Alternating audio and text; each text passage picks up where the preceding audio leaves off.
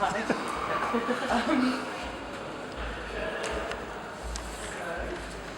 Introduce your name.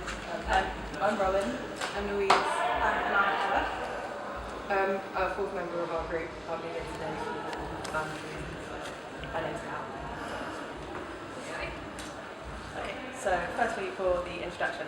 So we plan to make a short linear film which takes both a personal and an informative approach to the heritage of the Dome.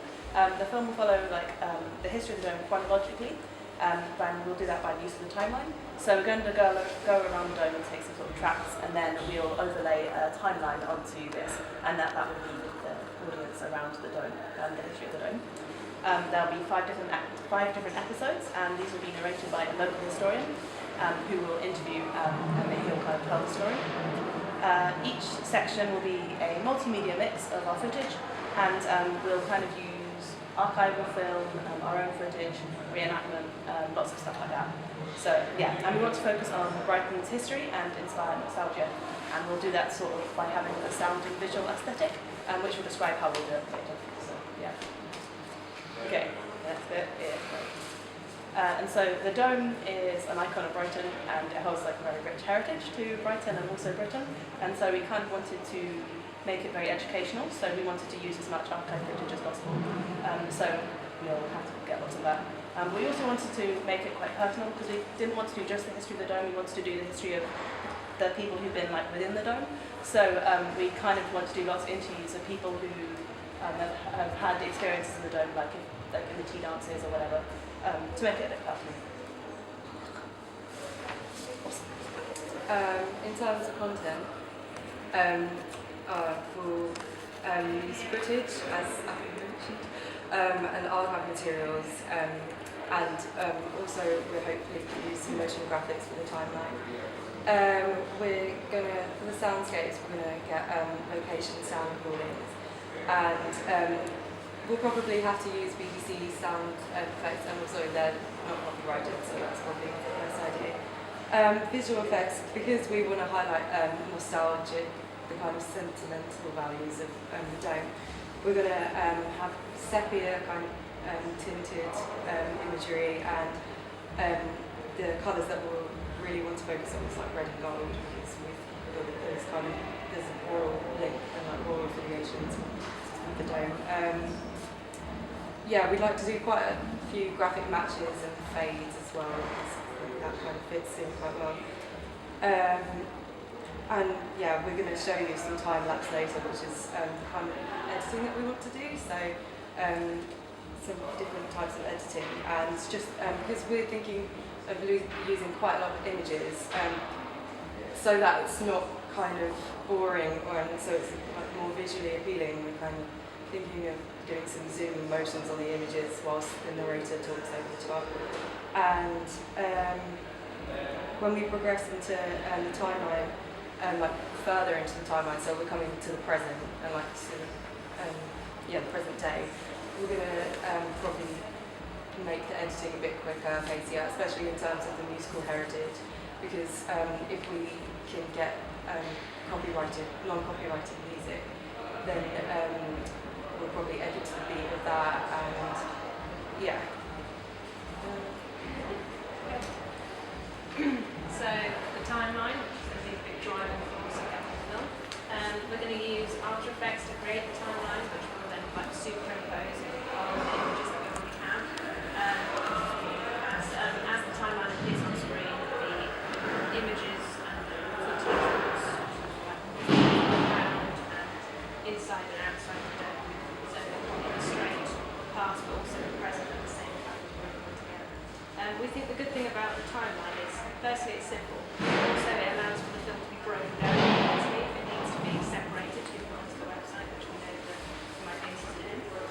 We think it's really engaging and it'll make it really easy to follow, and it really demonstrates how long the history of the Dome is. This is a small sketch. Sorry, I like that. This is it's from our storyboard, so that's what we hope that the timeline will look like. And because we are hoping to get a local historian to do the interview, which will be like the narration of the whole film, hopefully it will look something like that. Well, although we don't know where it is. And then here is an example of some of the footage which I've already practiced with.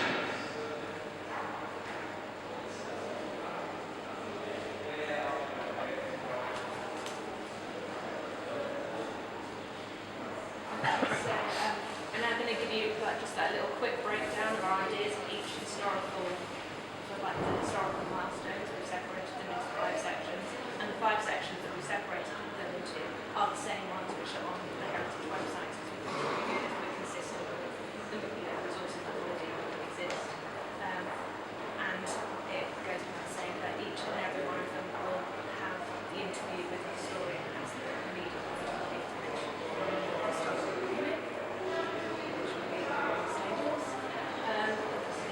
this is where we'll talk about how it was built, the architecture, and of course how it was used by King George IV, horses, the tunnel, all of that. And we're hoping to, because we want to be quite experimental with visuals and sound, we want to use a sort of point of view in the tunnel if we have access to it. So it will look like King George himself was walking down the tunnel. And we're hoping to also get some footage of horses just to put in there, will be quite useful. And we also want to do soundscapes, so we want to create a soundscape of horses, some neighing and breathing and the sound of their hooves. But we also want to do one for the underground passage, which we have an example of, along with another sketch. Because I reckon my drawing skills.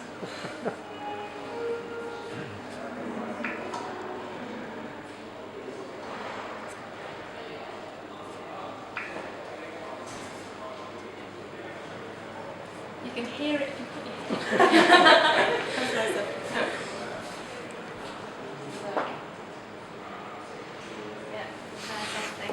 Is that horses? Or is that sheep? This is sheep, but it's got an echo on it. Horses breathing.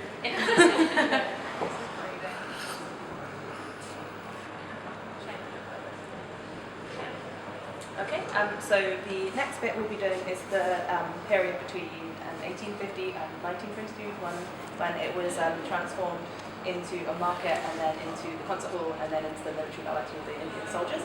And for the soundscape for this, we wanted the sounds of like the faint kind of music hall and distance and applause and things like that. And then for the military hospital, the sounds of footsteps and things like that would be associated with that. And then for the visuals, we for the concert we wanted to use old photos and videos we've taken now from the hall, so kind of sweeping pans of that, and also kind of old programs and old tickets. And then for the when the Indian soldiers were here, we wanted to focus on the Indian gate because they gave it to the thing, and we wanted to kind of like look at that. So yeah.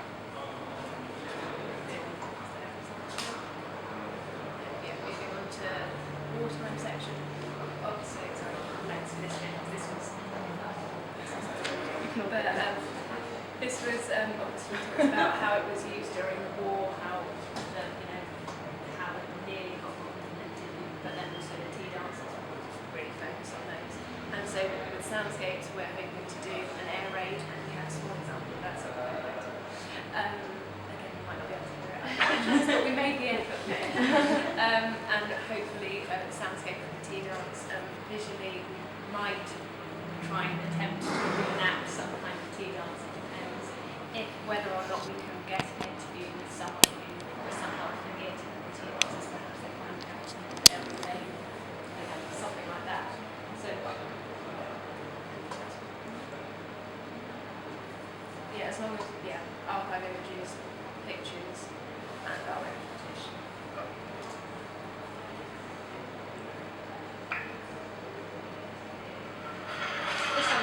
Oh, this is kind of fun.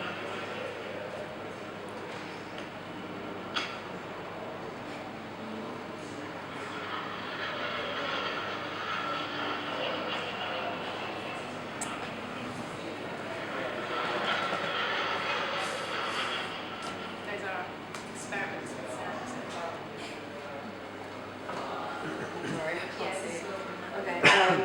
Yeah, so we thought of focusing kind of specifically on the organ because although that's also a category on the website, we just thought there's some like quite interesting personal stories around it, like Douglas Reeves' Guinness World Record and the suffragettes kind of climbing into the organ to boycott the Prime Minister's speech, and we thought that would be quite cool because that kind of highlights the personal element that we want to have in our video, in documentary, sorry.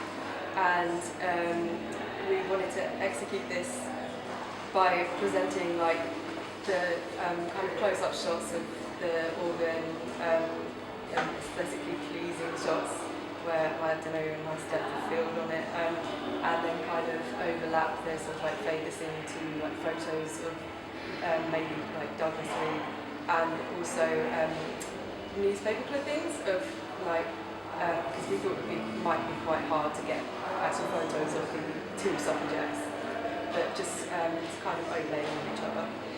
And yeah, that was the kind of idea that we had for that section. Which is, for this one, we really wanted to use, again, archive footage and photographs. I don't know what the viability of like using footage is, if there is anything, but we also were hoping to get some shots, just cutaways from gigs, like current gigs at the moment, or maybe like if there's people queuing up for a gig, just like a kind of fast-paced like shot of that, and like maybe close-ups of instruments or like reenactments of people playing instruments like close-up, just so that we can kind of link that in with the narrator speaking over the top and telling the history, like musical heritage history. But we also got in contact with a photographer called Jill Dominovsky who photographed sorry, I've written down Pink Floyd, yeah. sorry, during their Dark Side of the Moon gig. So we contacted her and we really want to get an interview with her because we think that would bring, like, again, a personal element to the film. So that would be really good. Yeah, so that's fine. This is planning. Yep. We've like got a rough schedule. There is a rough oh, yeah, roles. the roles, sorry. So, I can't. Well, my role is that I'll mostly be doing editing. I'll be taking the lead on the editing, and I'll also be very involved in the creating of the soundscapes. Those are two skills which I have. I'm hoping to be assistant producer, but also like create all of the interview questions or anything that needs scripting. Yeah, that's my role. And I'll be doing the camera work and maybe helping out with the editing, so it's just doable. Yeah, and Cal, who's here, she'll be in charge of the event, and really, she'll probably be the main producer. I thought it would be a good idea to give each other main so we can spread it around, or have something to focus on, so we can put some of our own schedule. Yeah, we've got a rough kind of schedule. You have to like pick one, don't we? Yeah, we've got a rough schedule. Yeah, during the schedule, we were just like, we've kind of got the idea of using focus groups to kind of give first drafts to the second drafts, see what they can like, contribute and like advice that they can give us. And then also, it's got possible filming dates that we'd like to film on. We contacted the Dome by email about filming on the 11th of March, but it's not definite yet, and we don't obviously know 100% whether we can do it, but we're just trying to plan the time. And the first draft of our film will hopefully be completed from the 14th to the 21st of March, so between those dates, that's when we hope to have like our first draft. At least have most of Yeah. We've got some release forms here as well, contributors, anybody who helps us any reenactments or any interview. Got our risk assessment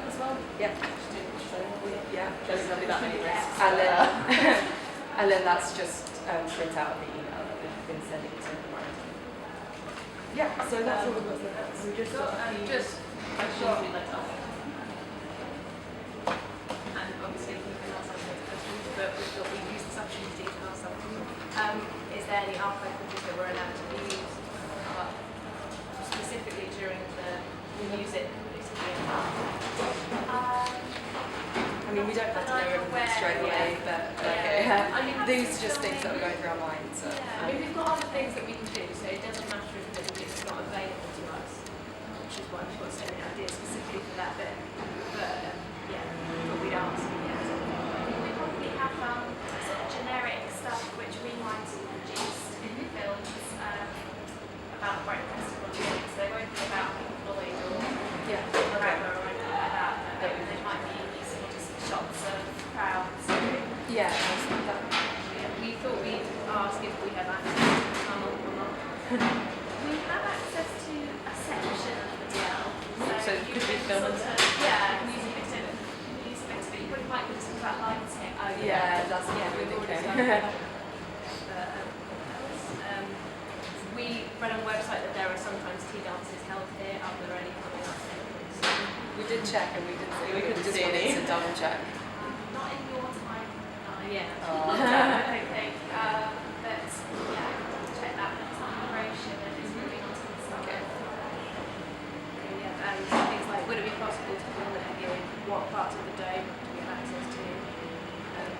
But obviously they don't want to be on the night, right?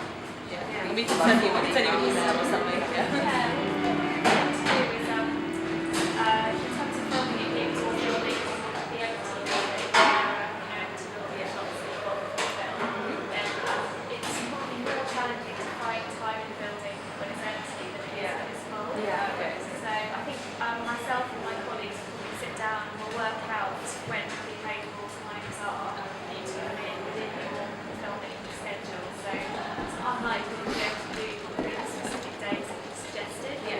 Come back and say, That was "Yes, just fine." like a guideline. Around that sort of time so that we don't set you back too far on the work. Okay, thank you. Do you Yeah, have so any questions? Do you have any questions? Yeah, well, gosh, first of all, a lot of work put into our presentation. I think that bodes well for the finished product, so thank you very much for that. And well done for delivering a presentation in unusual circumstances and managed to pull that out of the bag, which is great. So well done for that. I really like lots of the ideas that you have there. The soundscape sound really interesting. Very much like the use of the timeline and the way that you're thinking about being able to put the film into compartments, so we might only use snippets of it if we wanted to separate it out, so that all sounds really interesting. Just the thing that slightly concerns me, which is a concern not from my perspective but from yours, is that there seems to be a lot in there, a lot of actual work to put in. Yeah, I think we did that because obviously we're not 100% sure how much footage that you could provide us with, and What we'll be able to do. history. is Yes, obviously some so of we it had to give might be alternatives. tricky, so Sure. Sorry. Sure. It's the aspects around the interviewing of people. I think that's going to be a Yeah. challenge. I mean, it's fantastic if you can find a historian, maybe from the Regency Society that you We got told to go to the Green Book. Queen's Queen's Park books. Yeah, that's what I think. Yeah. Yeah, you could We try can that. email but we're just waiting for the Try the Regency Society as well, because I think Yeah. they actually Okay, yeah. deliver talks as well Okay, about yeah. the breakdown. Okay. So that's. I mean, there are people here that, worst case scenario, would be able to deliver, but you wouldn't be able to say historian. You'd be able to say, Works for God's the body dome. works for the dome. Exactly. So that's I suppose worst case scenario. You've got that. And Jill Fomanovsky, we worked with her fairly recently to put on an exhibition in the foyer. So I understand that she's very receptive and very nice. I did hope so because I read the link to the BBC News article and I thought she sounded quite, from the quote, she sounded like, I can't think of the word now, but like she